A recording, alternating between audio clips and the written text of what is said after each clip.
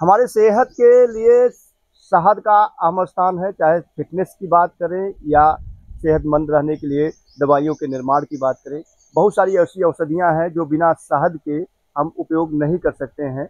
बहुत सारे आयुर्वेद के जो नुस्खे हैं उसमें शहद का उपयोग होता है। लेकिन जब शहद की गुणवत्ता की बात आती है तो नामी गिरामी ब्रांड के जो शहद आते हैं उनके भी सैंपल पर सवाल खड़े हो जाते हैं। ऐसे में सवाल ये उठता है कि हम शहद ऐसी किस जगह से खरीदें जहां पर हमको गुणवत्तापूर्ण शहद मिले और उसको हम अपने सेहत के लिहाज से या अपने परिवार को स्वस्थ रखने के लिहाज से उपयोग कर पाएँ। तो अभी मैं ऐसे ही एक शख्सियत से, एक ऐसे ही मधुमक्खी पालक से आपकी मुलाकात कराऊंगा जो जैविक और प्राकृतिक तरीके से शहद मधुमक्खी पालन करते हैं और शहद उत्पादन करते हैं। न केवल शहद उत्पादन करते हैं बल्कि दावे के साथ गुणवत्तापूर्ण और शुद्ध शहद बिक्री भी करते हैं। तो अभी मैं दुबौलिया ब्लॉक में हूँ जो बस्ती जनपद में है और इसी ब्लॉक का एक गांव है समौरा। समौरा के प्रगतिशील किसान पशुपालक और मधुमक्खी पालक श्री प्रकाश त्रिपाठी जी हमारे साथ हैं। आइए जानते हैं कि मधुमक्खी पालन की जो प्रक्रिया है, पूरी प्रक्रिया है, कैसे की जाती है, किसान को प्रति बाक्स या प्रति कॉलोनी कितनी लागत आती है, प्रति कॉलोनी शहद का उत्पादन क्या होता है, और अंत में आपको बताएं कि श्री प्रकाश त्रिपाठी जी ने जो शहद उत्पादन किया है कैसे आप प्राप्त करेंगे। सर, आपका स्वागत है। और पहली बात तो आपको इसके लिए धन्यवाद कि आप गुणवत्तापूर्ण और शुद्ध शहद लोगों को उपलब्ध करा रहे हैं। हाँ, नमस्कार। मेरा नाम श्री प्रकाश त्रिपाठी है। मैं दुबौलिया ब्लॉक का एक ऐसा कृषक हूँ कि हमारे पूरे तहसील में, हमारे अपने तहसील में बल्कि ज़िले में इस शहद का उत्पादन लोग नहीं करते हैं। कुछ लोग खरीद करके बेचते हैं, जिनको मिल गया है टैगो वो दूसरे से लेकर के बेच देते हैं, दे देते हैं, और इस प्रकार से कोई शहद उत्पादन नहीं कर रहा है। मैं जो शहद उत्पादन करता हूँ पूर्ण रूपेण से जैविक का उपयोग रखता हूँ कि इसमें जैविक के गुण ज़्यादा से ज़्यादा हों। लोग कहते हैं कि लोग इसमें चीनी खिलाकर पैदा करते हैं इस शहद को, तो लेकिन ऐसा मैं नहीं करता। लाता हूँ मक्खियों को और उनको स्वस्थ रखने के लिए पूरा ध्यान रखता हूँ कि जिससे हमारा जो है मौनवंश अच्छी तरीके से चल सके। अच्छा, मौनवंश या मधुमक्खी पालन की हम बात करें, कब आपके दिमाग में आया, कब आपको लगा कि हम पारंपरिक फसलें जो हैं, पशुपालन है, उससे अलग हट करके मधुमक्खी पालन की तरफ भी कदम बढ़ाएं? ये लगभग 10 साल हो गए। सोचा कि हमने सुना कि अपने बस्ती ज़िले में तमाम जगह जो है मधुपालन के लिए ट्रेनिंग दी जाती है, तो हमने ट्रेनिंग भी लिया और इसके बाद मधुपालन आरंभ किया। तो पहले लगभग 4-5 साल मैं फेल रहा, मुझे शहद नहीं मिल पाया। लेकिन बाद में कुछ समय के बाद में और लोगों के संपर्क में आने के बाद जो है हम शहद पालन शुरू किए और इसके बाद शहद निकालना शुरू किया।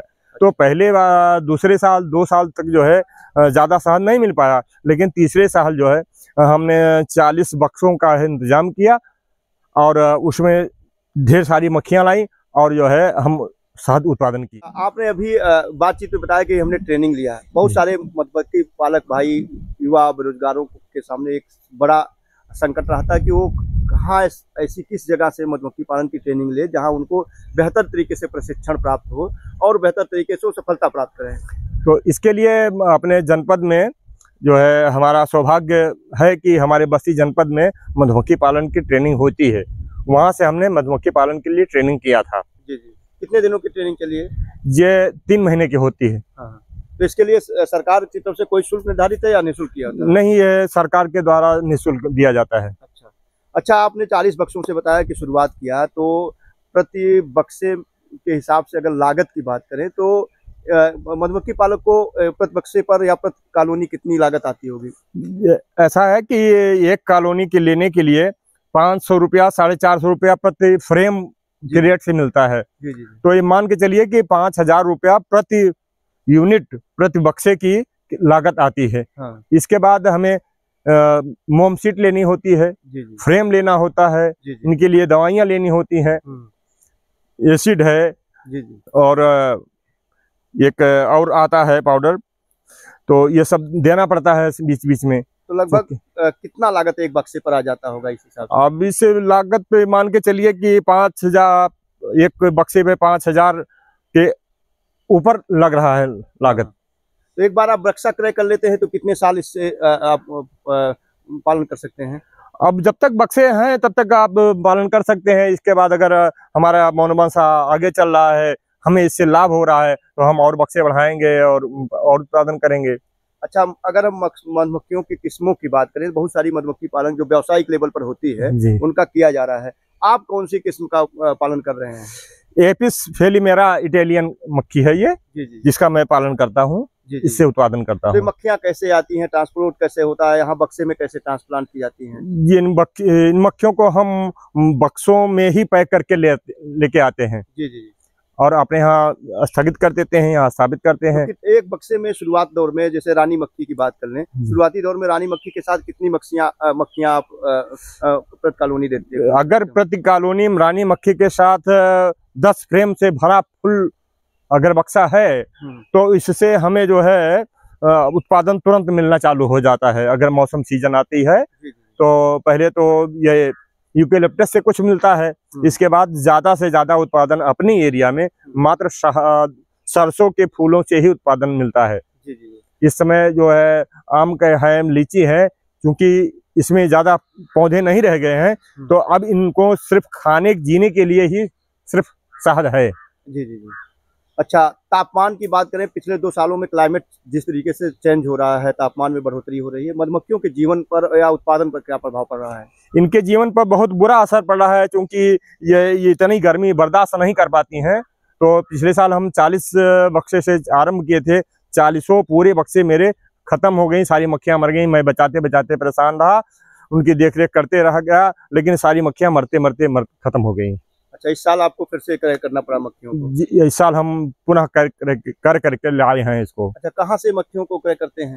हम अम्बेडकर नगर से लाते हैं। अम्बेडकर नगर में मतलब कोई भी स्पेसिफिक प्लेस जगह है? हाँ, अम्बेडकर नगर में एक स्थान है, वो जो है उसका नाम है कुलदीप वर्मा। अच्छा, ये तो बात हो गई मधुमक्खियों के पालन की, और अब बात करेंगे, बहुत सारे ऐसे मधुमक्खी पालक हैं जो दावा औने पौने दाम पर मधुमक्खी जो शहद है उसको बेचते हैं, जिससे आप जैसे जो शुद्ध शहद उत्पादक है उनको कहीं ना कहीं मार्केटिंग में समस्या का सामना करना पड़ता है, क्योंकि उनकी गुणवत्ता पर सवाल उठते हैं, उनके शुद्धता पर सवाल उठते हैं।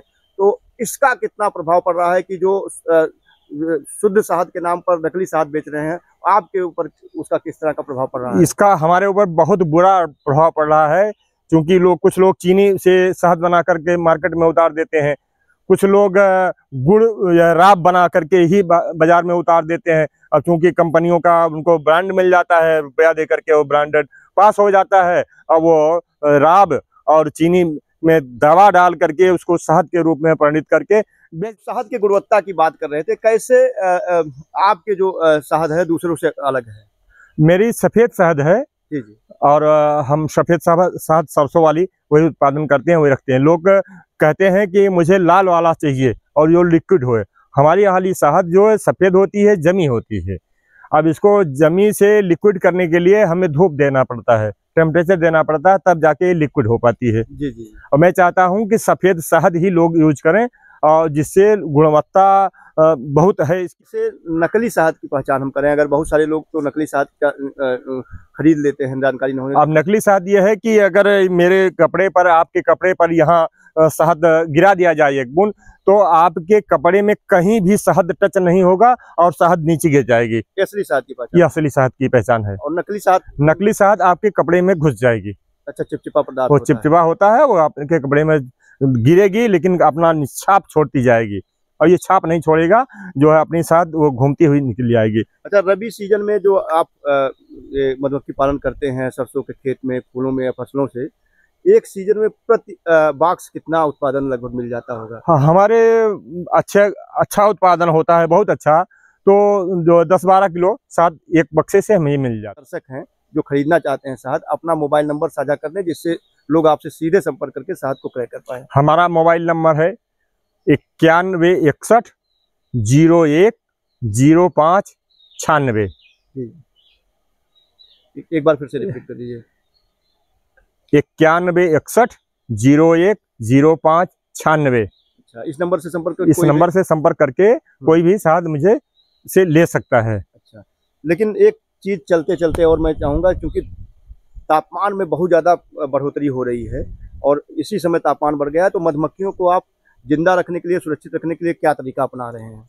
अब हम ये अपनाएंगे कि जैसे अब पहले तो खेत में थी सारी मक्खियां, अब इसको लाके घर पे छाया में रखे हैं। अब यहाँ से इनको और खिसका कर जहाँ ज्यादा छाया है वहां रखेंगे। इसके बाद भविष्य में चाहेंगे कि इनके लिए एक शेड बना करके और उसमें इनको सुरक्षित करेंगे। पूरे साल सुरक्षित रखते हैं जी, पूरी मक्खी के सुरक्षित अच्छा, करने के लिए। इनको चारे के रूप में क्या क्या देते हैं? चारे के रूप में जो हमारे पास शहद है, संचित है शहद, उसको बीच बीच में देते हैं। और फूल से अपना पराग करके अधिकांश जब इनको पास चारा नहीं होगा तब हम देंगे, नहीं तो ये अपने आप चारा संचय कर लेंगे। हम इस साल जो है सूरजमुखी की खेती करने वाले हैं, जिससे उनको पराग पर्याप्त मात्रा में मिलता रहेगा और ये अपना जीवन यापन करते रहेंगे। तो हमारे साथ श्री प्रकाश त्रिपाठी जी थे। हम बात कर रहे थे मधुमक्खी पालन की, गुणवत्तापूर्ण शहद की। आप भी शहद, गुणवत्तापूर्ण शहद क्रय करना चाहते हैं तो त्रिपाठी जी के दिए गए नंबर पर संपर्क करें। और अगर आप खुद एक मधुमक्खी पालक, सफल मधुमक्खी पालक बनना चाहते हैं तो अपने जनपद के उद्यान विभाग से, उद्यान महकमे से संपर्क करें। बस्ती जनपद में मधुमक्खी पालन का जिला औद्यानिक प्रयोग एवं प्रशिक्षण केंद्र में केंद्र भी है। 3 महीने की ट्रेनिंग होती है, लगभग अक्टूबर नवंबर में आप वहां से संपर्क करके ट्रेनिंग भी ले सकते हैं।